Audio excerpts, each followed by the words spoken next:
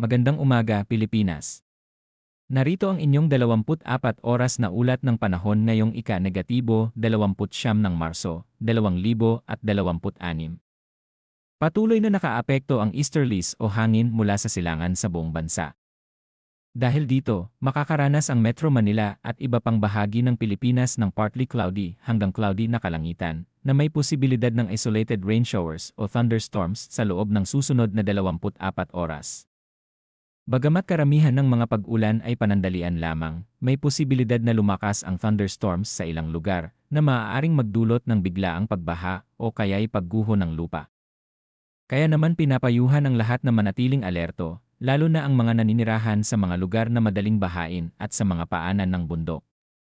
Sa usapin ng temperatura, naitala ang pinakamababang temperatura na 24.6 degrees Celsius kaninang umaga, habang ang pinakamataas naman ay umabot sa 33.6 degrees Celsius kahapon ng hapon.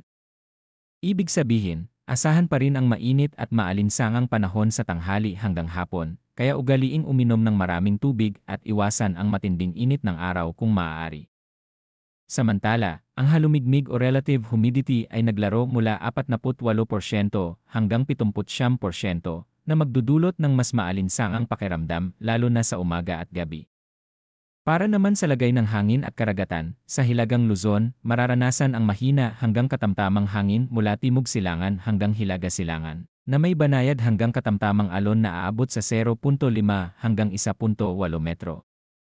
Sa nalalabing bahagi ng bansa, ganoon din ang lakas ng hangin, na magmumula naman sa silangan hanggang hilaga silangan, at mananatiling banayad hanggang katamtaman ang alon sa mga baybayin.